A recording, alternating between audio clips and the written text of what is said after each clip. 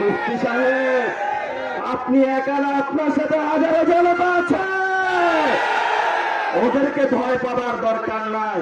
আগামীর বাংলাদেশ আজাদের বাংলাদেশ, আগামীর বাংলাদেশ শহীদদের বাংলাদেশ। যখন রাজনীতি করতে এসেছি, শহীদ হলে আরো ভালো। প্রিয় তারাকান্দাবাসী, এই এলাকা সম্পর্কে আমি অনেক কিছু শুনেছি, তবে আপনাদের এখানে যিনি এমপি হয়েছেন উনি একজন মুফতি। মুফতি মানে হলো যিনি আমাদেরকে সমাজে আমরা কিভাবে চলাফেরা করব ফতোয়া দিয়ে থাকেন। অর্থাৎ আমাদের সকাল থেকে সন্ধ্যা পর্যন্ত একটা মানুষের জীবনাচরণ কেমন হবে সেটাই মুফতিরা ফতোয়া দিয়ে থাকেন। একজন মুফতি হওয়া অনেক কঠিন বিষয়। হাদিস, কোরআন, ফিকা পড়াশোনা করে অনেক উঁচু স্তরে পৌঁছতে হয়।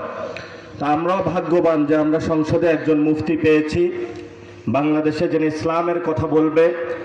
তারাকান্দাবাসী আপনারা ওনাকে জয়যুক্ত করেছেন।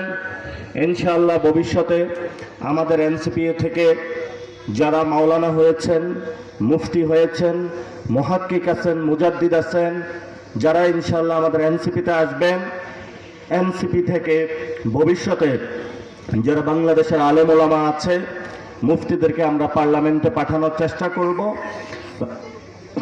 গতকালকে আমি একটা নিউজ পড়তেছিলাম, সেখানে বলা হয়েছে এই মুফতি সাহেবের নাকি চোখ উপড়ে ফেলা হবে।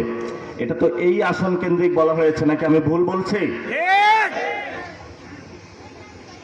চোখ উপড়ে ফেলা হবে। আমাদের অনেক ভাইয়ের চোখ কেড়ে নেওয়া হয়েছে, তারা এখন হাসপাতালে আছে। শেখ হাসিনার গুন্ডা বাহিনী চোখ তাদের তুলে নিয়েছিল। এখন কোন সন্ত্রাসী আবার নতুন করে আবিষ্কৃত হয়েছে যে দিনে দুপুরে হলো মানুষকে ধমক দিচ্ছে চোখ উপড়ে ফেলা হবে। আমাদের বিশ্ববিদ্যালয়ের জীবনে আমাদের ব্যাচমেট একজন ছিল, নাম ছিল মিশকাত। তো তার কাছে ছাত্রলীগ করতে অস্ত্র থাকতো। তো একদিন শুনলাম মিশকাতের হলো নিম্নাঙ্গ চলে গেছে। তো সবাই বলল যে মিশকাত তো হলো সবাইকে গুলি রাখে, পিস্তল রাখে গুলি করার জন্য। তো গুলিটা যখন পকেটে রাখছে, নিজের অঙ্গে নিজে হলো গুলি মারিয়া দিছে। এই জন্য হলো যারা চোখ উপড়ে ফেলতে এখানে চান, ভুল করে আবার নিজের চোখটা তুলে ফেলেন না। এখানে যিনি এমপি সাহেব রয়েছেন ওনার জন্য দোয়া করবেন, ওনার পাশে আপনারা থাকবেন। যদি এখানে ওনার চোখ তোলা হয় তাহলে বাংলাদেশে এই নেত্রকোনা থেকে শুরু করে জামালপুর, ময়মনসিংহের যতগুলো জেলা আছে এখান থেকে আপনারা বিজয় যাত্রা শুরু করবেন তারেক রহমানের পতনের জন্য। মুফতি সাহেব, আপনি একা না, আপনার সাথে হাজারো জনতা আছে। ওদেরকে ভয় পাবার দরকার নাই। আগামীর বাংলাদেশ আজাদের বাংলাদেশ, আগামীর বাংলাদেশ শহীদদের বাংলাদেশ।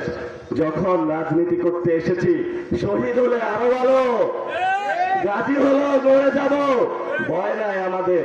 সবাই দোয়া রাখবেন। সবাইকে আসসালাম।